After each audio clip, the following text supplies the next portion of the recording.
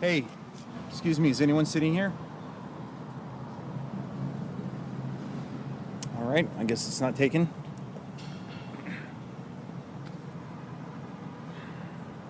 So I'm actually a photographer.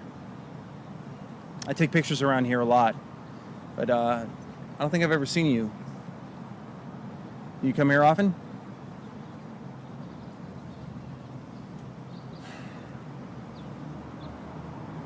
You should see this picture of a building I took last week.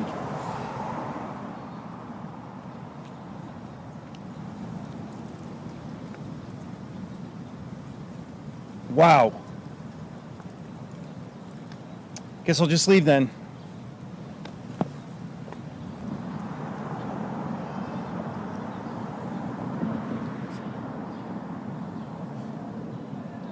What is it with girls these days? You know, and every guy is trying to hit on you. Hey, what, you don't like the way that I'm dressed? My tattoos? I don't make enough money for you? I'm not a bad guy, you know?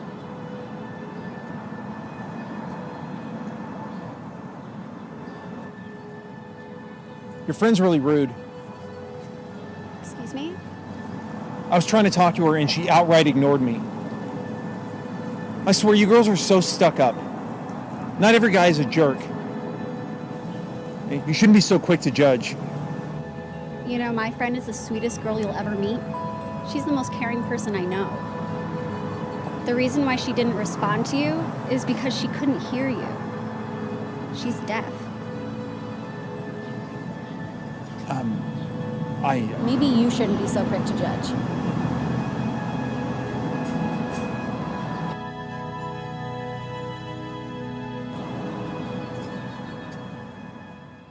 So we've found ourselves once again meeting like this online. I'm glad that you're with us.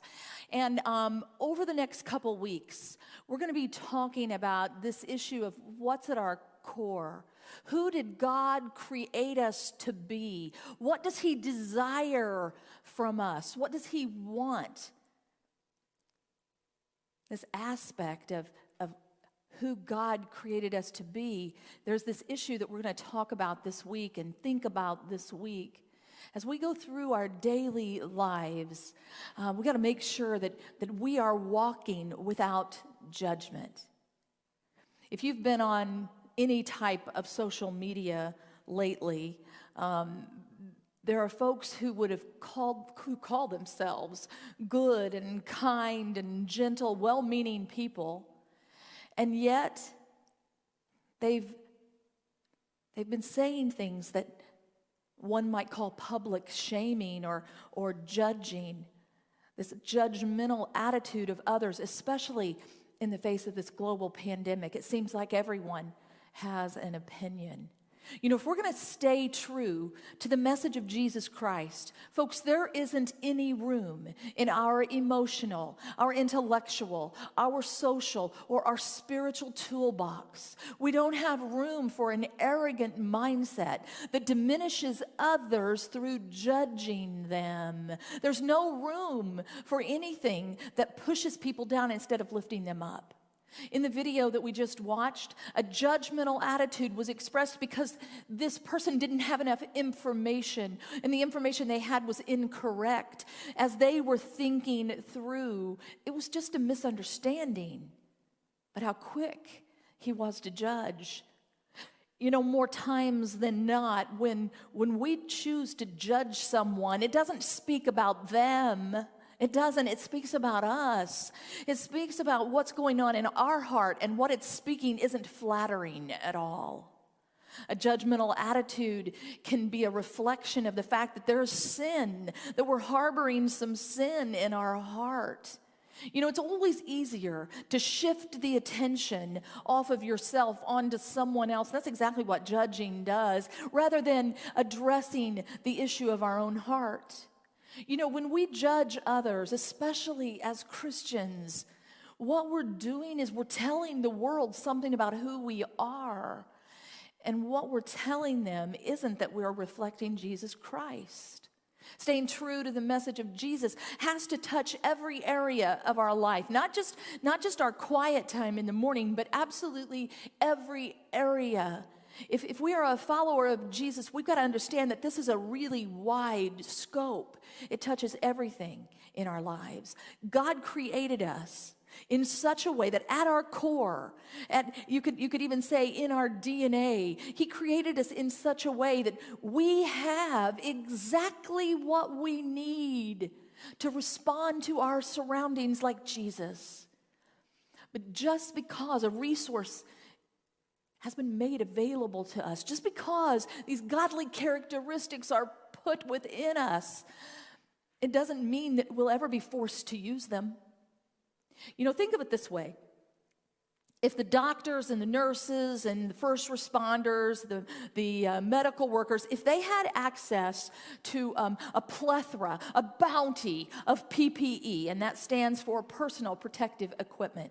So let's say that they have this all that they need, the gloves, the gowns, the masks, the goggles, and yet in the face of having all that they need, they choose not to use that equipment, not to keep themselves and others safe.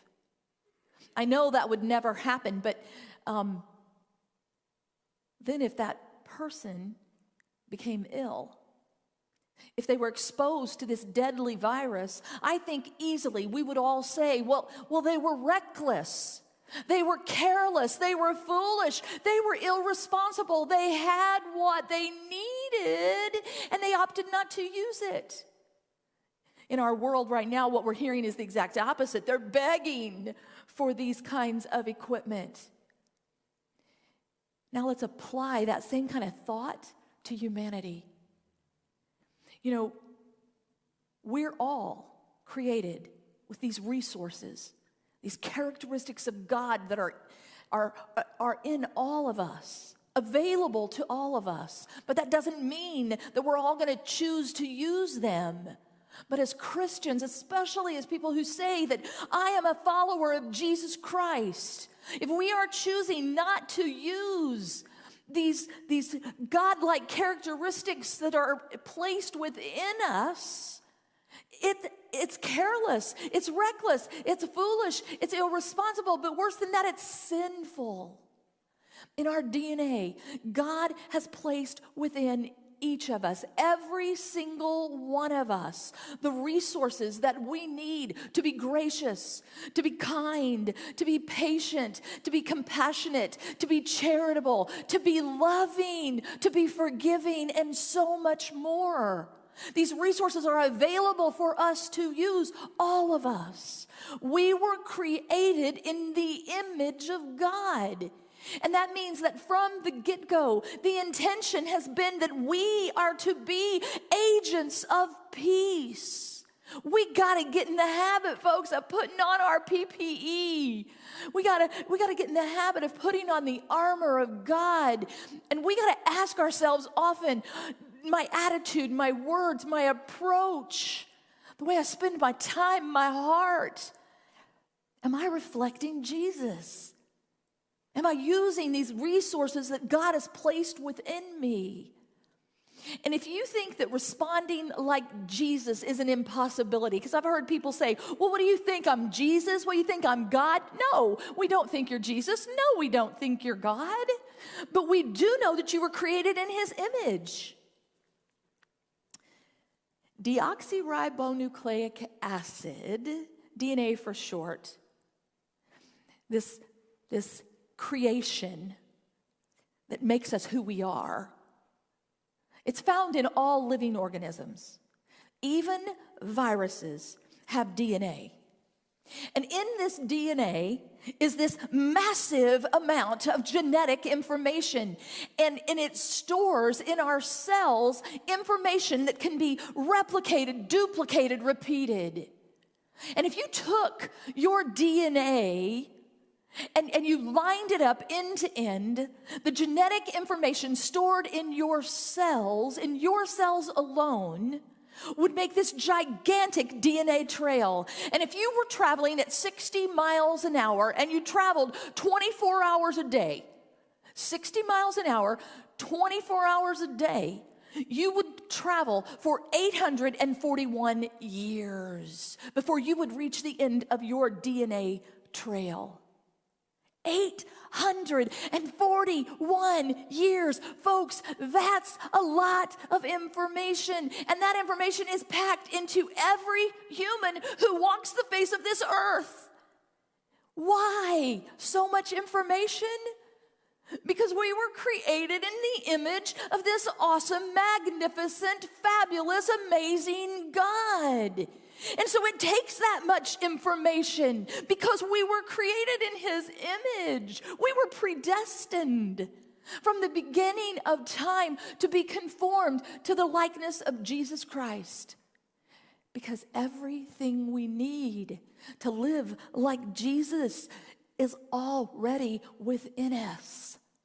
And yet, we have to choose to access. We have to choose to access this resource that's within us.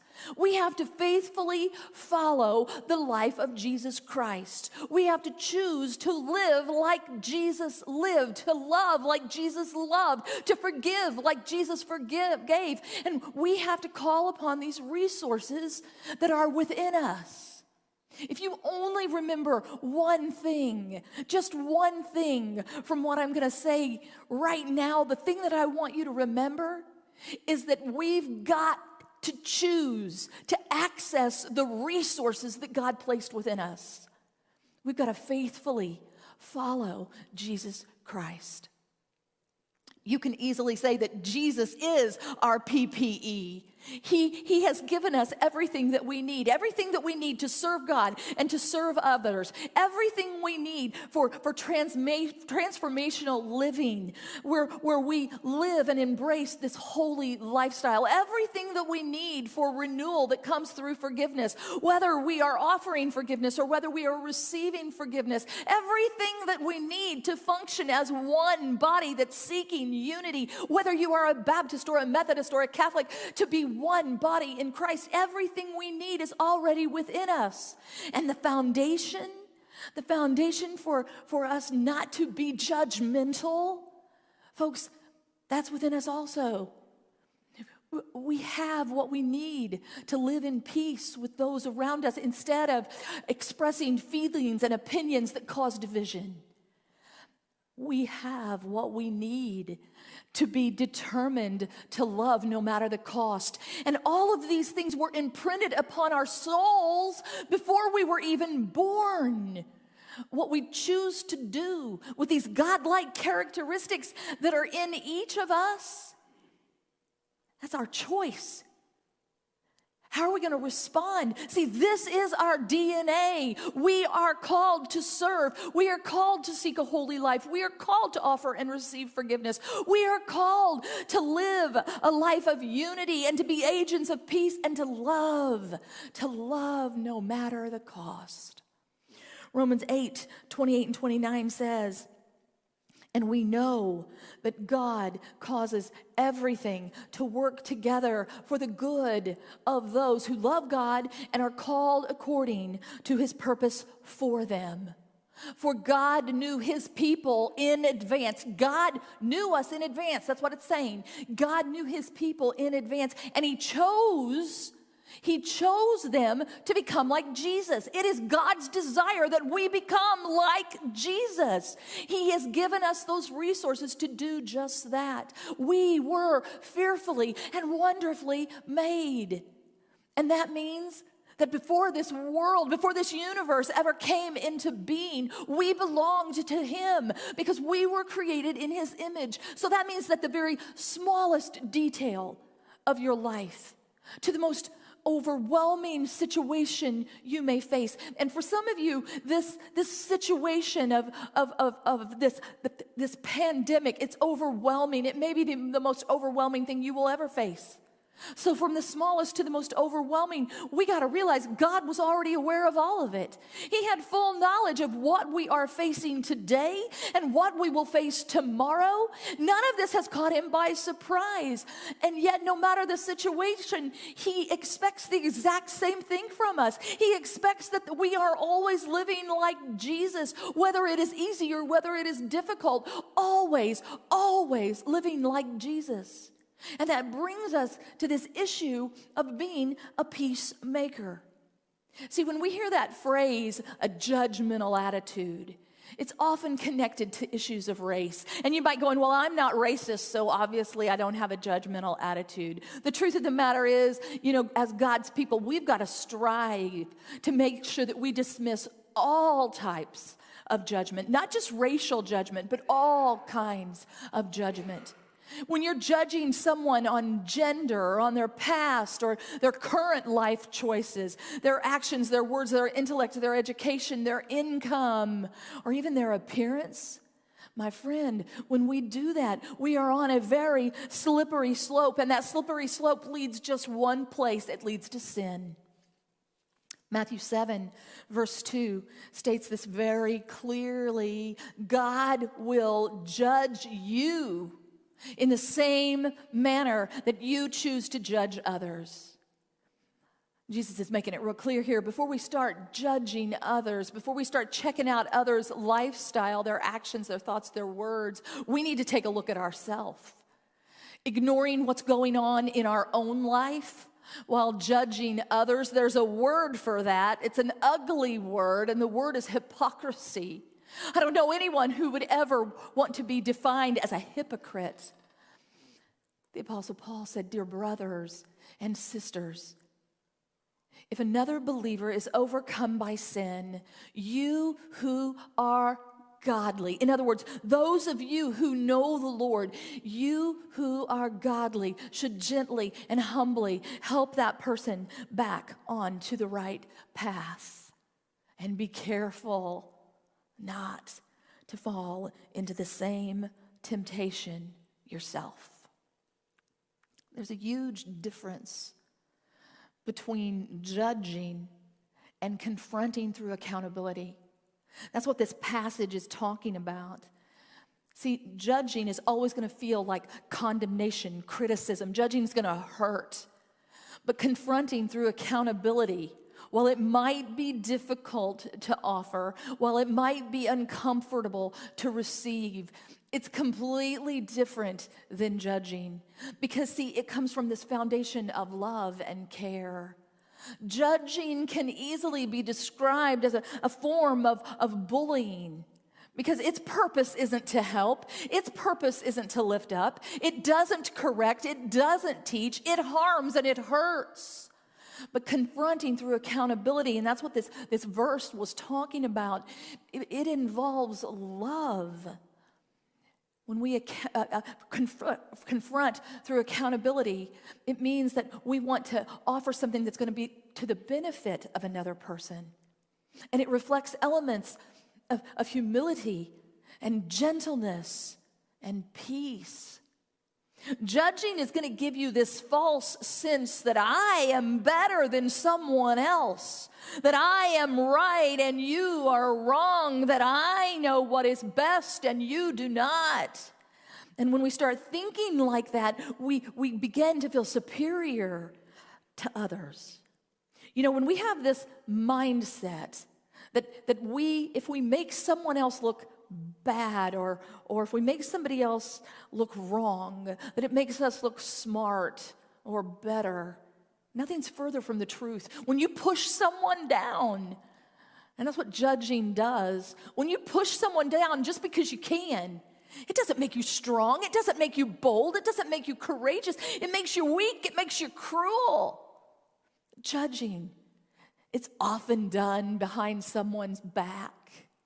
But confronting through accountability requires, with love, some direct face-to-face contact. It's easy to see which one of these is going to exude strength and determination and which one is simply cruel and weak. This week I read a story about a young lady who was beginning her teaching career. Upon her first day as the teacher, the principal escorts her into her new classroom to introduce her to her students. She looked out across the room, and as the principal is saying all these things about her, introducing her, the principal stopped mid-sentence because he realized there was this boy in the classroom that had been in his office on multiple occasions over the past few years for all kinds of infractions. The principal stopped and he pointed at the boy and he said to the teacher, "Oh, this one. He's a troublemaker. You'll need to keep your eye on this young man." The boy's face turned bright red. He shook his head. He put his head down and he said something, muttering something those around him could hear, and they all laughed. And while this teacher was young and inexperienced, she was wise enough to discern that the principal's act of passing judgment on this boy was doing more than just causing him to be embarrassed. She feared that now this little boy, it was going to have to live up to this reputation of being a bad boy. And so she wrote a note, and after the principal had left, she slipped the note onto the little boy's desk. And what it said was, "I think the principal has misunderstood you. You're not a bad boy.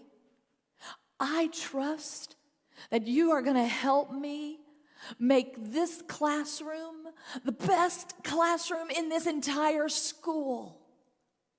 Years later, the boy, he refers to this event, he speaks of it, and he said that principal who passed judgment, he wasn't the one that made an impact. It was this teacher who offered these words of accountability. She was holding him accountability. She was offering him love. And not only did he become the epitome of a scholarly student, he grew into one of the town's most respected young men. That's a huge difference between judging and using our words to confront through accountability. How are you using your words? This week, I want you to ask yourself, do you have a habit of judging? And if you aren't sure, then check your motives. What's your motive? What's the attitude of your heart? What do you hope to accomplish? What is your intent with the words that you are speaking? See, if your motive is to be a peacemaker, and it's your heart's desire to offer accountability, then the truth is you got to be willing to receive that also.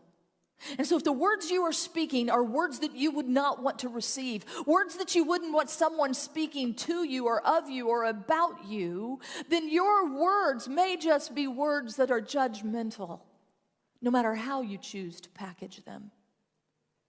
See, when we catch ourselves using words that put others down, we need to stop and we need to ask ourselves, why am I doing what I'm doing? What's my intention here? Do I really want to offer harm? Or do I want to offer love? Do I want to react like Jesus? Jesus said the standard you use in judging is the standard by which you will be judged. The standard you use in judging is the standard by which you will be judged. Pray with me.